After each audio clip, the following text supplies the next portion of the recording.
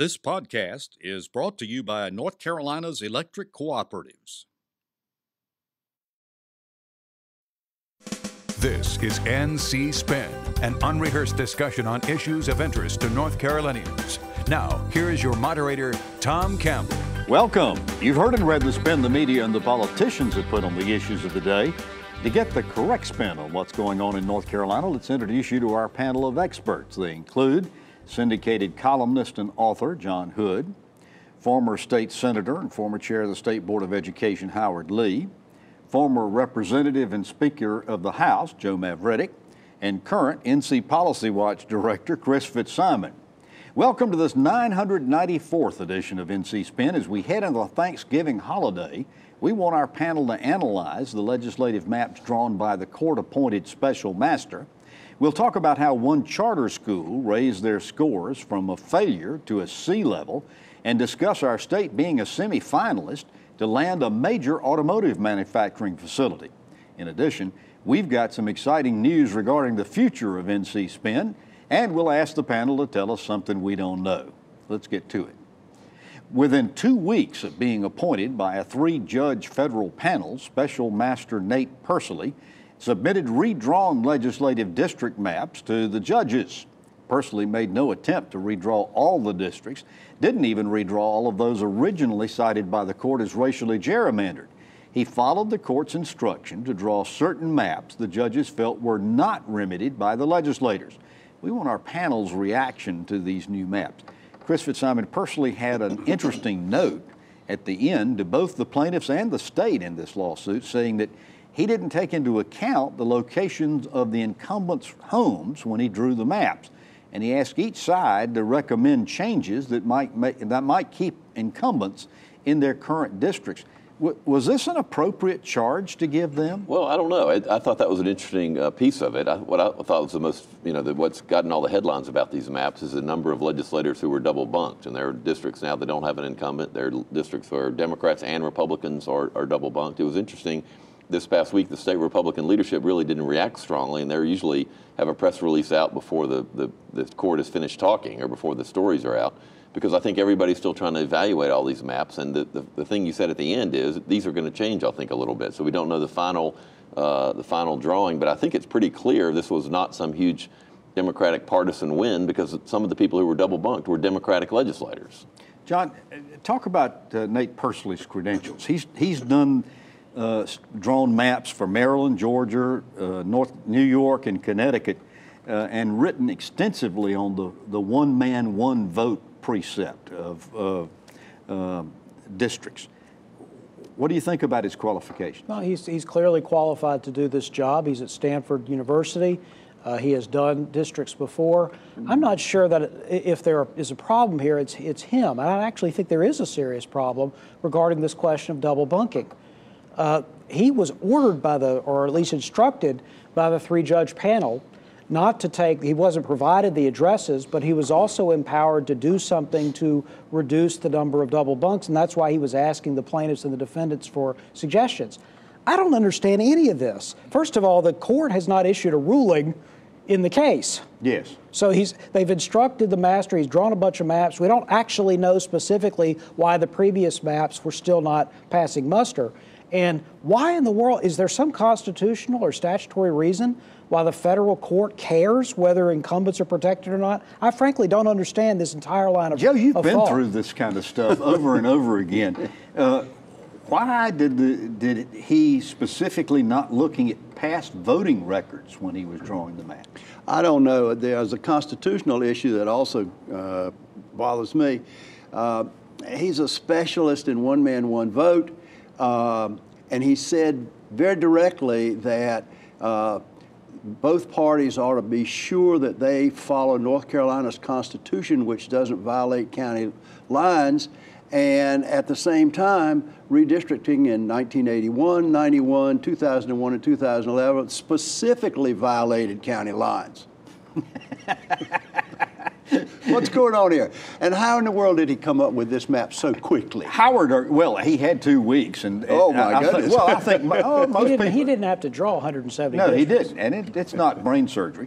Howard, do you join everybody else in being kind of mystified about this whole thing? What do you think of these maps? I do, but I did find it really strange that he put emphasis on the incumbency as being a driving entity in this whole process. Of course, being one who was a victim of redistricting as an incumbent, I don't have a lot of sympathy. But I don't think incumbency should be the key factor to be considered in drawing these districts. All right, so both sides are going to comment on specifically incumbents living in districts in which they've been redrawn. Then what happens, Chris? They go back to the 3-judge panel. Right, and the court, if at some point the court, I think, will present these maps, and then both sides, I think, will have a chance to react to them and make their case as to why these maps are appropriate or not appropriate. The timing in a couple of places was intriguing to me. In one case, he gave North Carolinians, I think, 2 days to make a response to him. And then he said, I want all this stuff in. Tell me about where people live. And oh, by the way, I have to have this there 1 December. Well, that was what the judges dictated. Well, I understand that, but it just seems to me that there's a whole lot of shaking going on. I'm not so sure that things weren't done earlier behind everybody's back. Well, I think part of our problem here is because we don't have a clear ruling, that there's no specific set of standards that I'm aware of that we can measure this against. If you look at the maps as we have them right now from the special master, the Guilford map, separate from all the questions of incumbency and so forth, it certainly looks cleaner or clean. But the Wake County map, as far as I can tell, and I think that he may have even admitted that it splits more precincts than the map it's replacing, and I'm not sure why it's preferable. I don't know. He certainly cleaned up Cumberland County because there was a kind of a finger drawn in Cumberland County to protect one particular legislator. All right, so Howard, let's assume that the judges accept his maps. Does that become final? Is that the final verdict? Well, I would think so, since they sent him out to do the job in the first place, and the judges have been the ones who've had questions about the original maps. I think if he comes back with a proposal and they approve it, I don't see anybody else who could override it. Would you bet the farm we're not going to have another lawsuit over this? No, I would not. As a matter of fact, my money's down on the fact that we've not seen the last of this litigation. Interesting. So what's going to end up happening here? Well, it is important to remember, my understanding is the Supreme Court sent this back to the courts and basically said, you guys handle it.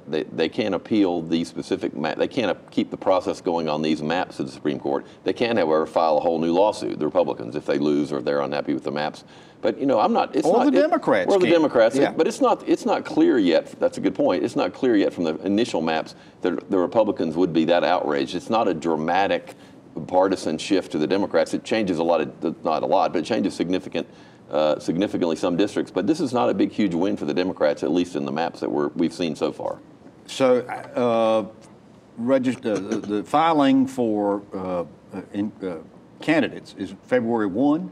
Is that right? February 1, February 12, something like that. So there is a short time fuse here that we've got to meet with this. I'm sure we'll be talking about it more as we go on. We've got an important announcement for NC Spin viewers. NC Spin is moving to a new network and new air times following our broadcast December 31st. Beginning Friday, January 19th, you'll be able to watch NC Spin on UNC TV's main channel on Friday nights at 7:30 p.m. and again on Sunday afternoons at 12:30 p.m. Your favorite panelist and the same balanced debate for the Old North State moving to UNC TV beginning January 19th.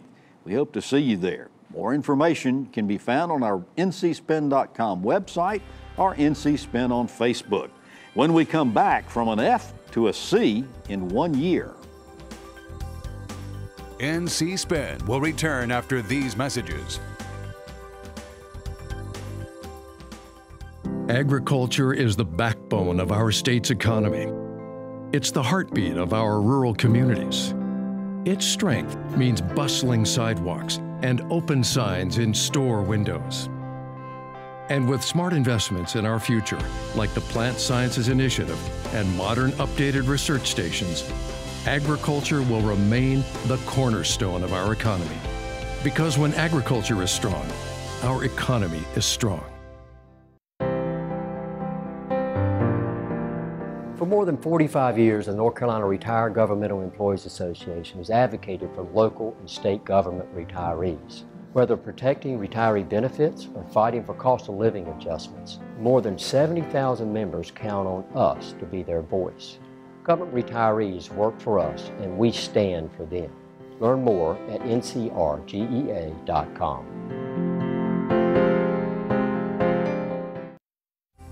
We now return to NC Spin. A year ago, there was talk of closing Hope Leadership Academy in Raleigh after the school was given the letter grade of F because of the low test scores by their students, most of whom came from predominantly higher poverty southeast Raleigh. But instead of giving up hope, the administrators, teachers, students, and parents decided to embrace the exams, implementing a series of steps that included mock tests, after-school tutorials, school competitions, parties, motivational videos, and data tracking to examine student progress. 1 year later, the 122 students at Hope moved from an F to the grade of a C. Howard Lee, when we first created charter schools, there was a hope that these schools would become laboratories, if you will, for innovation in public education. Is that what happened at Hope? Well, I certainly think I'm disappointed with the way charter schools in many cases have operated, but I'm also very proud that we've had great successes among charter schools. Hope, I think, demonstrated that leadership is a key. And in this case, it was the leadership, it was the staff, it was the parents all working together as a team to get these kids in position where they can learn and progress. And I commend them for what they've done, because they had to come from a long ways. And the previous leadership there is the one that got them in the hole in the first place. Well, Joe, I think leadership is certainly a big key here, but it appears to me that the biggest change was a change of attitude and a change of expectations. Well, I would go one step further and say, if you decide that you're going to teach to the test and get everybody on board teaching to the test, then you can do this, raise yourself 2-letter grades. But the question is, what's on the test, and is that what we really want to be teaching our children? Chris, is that really the case? Is that what happened in this particular instance? I think it's probably a little of both. I do think it's great that the school rallied around the kids and worked together and did all these things. I wish every school had the opportunity to do this, public, private, or a charter school. It is true that not too many years ago, we were talking about traditional public schools having pep rallies for tests and focusing everything on that one test, that we thought that probably wasn't a good idea. In this case, a school that's struggling and has a lot of low-income kids, I don't think it's a bad idea. I hope it is a laboratory. I hope we realize now if we can figure out a way to give every school the support it needs and the parents the support they need, then we can help all these kids. John, when I was thinking about this topic, some of your advice resonated in my ears, because you've always been one who've said, when 1 year's data came in, let's let this thing marinate for a while and let's see if we need another year or two. Is that what it's going to take to prove whether this is a lasting change or not? Well, maybe that just suggests that I'm a procrastinator. I don't want to have an opinion until I absolutely have to. But I think in this case, it's true that when you talk about broad school reforms or a particular school or particular classroom or particular experiment, people jump to conclusions too quickly. That nothing that's worth doing in education is going to have immediate, overnight negative or positive effects. It's going to take a while for it to work out. I think that this is a good example of a phenomenon we've seen in charter schools, not just in North Carolina, but around the country, which is that if you map charter school performance on a curve, it's pretty flat. In other words, a large percentage of the schools are high performing, a large percentage of the schools are troubled. There aren't as many schools in the middle as there are for district-run public schools. This is a school that is obviously headed in the right direction.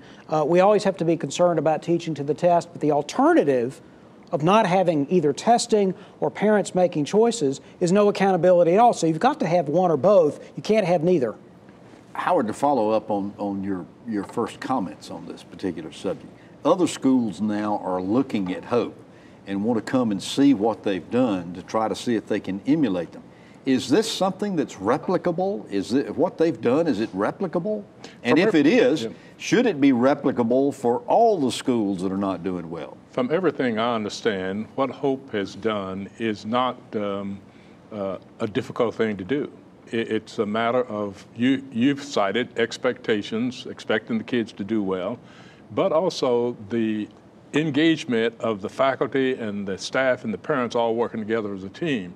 We could duplicate that in the public schools if we put our minds to it, because I've seen examples and have been involved in examples in North Carolina where we've done that. So I'm hoping that other charter schools will be inspired by what has happened at Hope and then replicate what they've done, because it's not that difficult to do. Joe, I always come back to you on education because you've got a son who's a principal in a public school in North Carolina.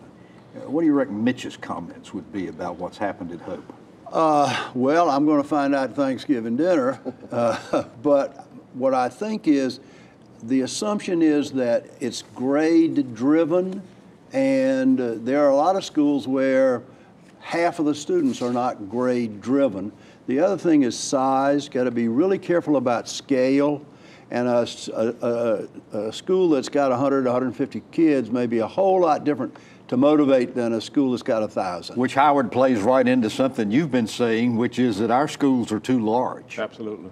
And need to be smaller. Absolutely. Of course, there's the cost of facilities for doing that, obviously. And charter schools can be a good partner with some of our schools if we were to adopt a relationship that allows certain students who won't fit into the larger community to be in the smaller environment where they can get the kind of nurturing and attention they need. It could make a lot of difference. Well, you two guys particularly interested in education, particularly elementary education in our state. We'll have to get you back on sometime and we'll talk about this some more. We're going to take a break, and when we come back, we're going to talk about landing big game. NC Spin will return after these messages.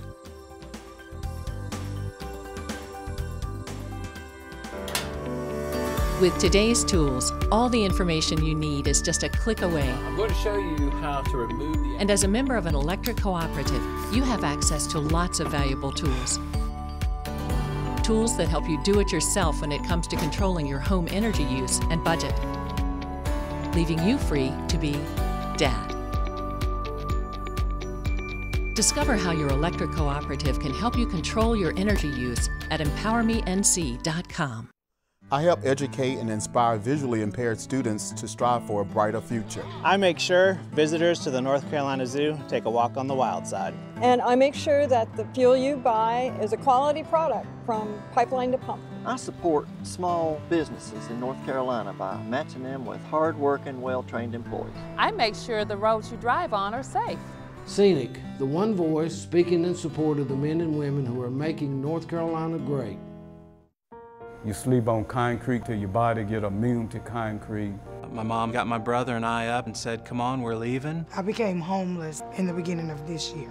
When I was about 4 or 5 years old, our house caught fire. I used to see my brother. If he see me, he'd turn and go the other direction. We did the only thing that we could think of, and we went to a Salvation Army shelter. You know, we don't have this, like, what's your background look like? We just say, what do you need? I remember the man from the Salvation Army coming down with a box of clothes. The Salvation Army officer bought my brother and I an ice cream cone. Last week, my brother walked up to me, and he just started a conversation. Today, I've given my life to the Salvation Army because I remember what somebody did for me, my brother, and my mom over 30 years ago. The Salvation Army for me means hope. Compassion. Family. Support.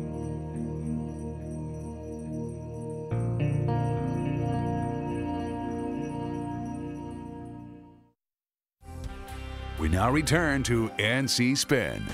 Both Bloomberg and Automotive News reported this past week that North Carolina is a semi-finalist to land a new Toyota Mazda joint automobile manufacturing facility that'll hire as many as 4,000. We understand also that we're still in the hunt for Amazon's second headquarters, but there was bad news, growing uncertainty about the CSX rail hub that had announced it would locate near Rocky Mount. Joe, we've been in these big beauty contests before. We always seem to come away with miscongeniality. But if the state can provide enough economic incentives, we might finally get an automotive plant. How big would this be for North Carolina? Tom, it's huge. Last month, we were driving down 85 into the southwest corner of Georgia and past the Kia plant.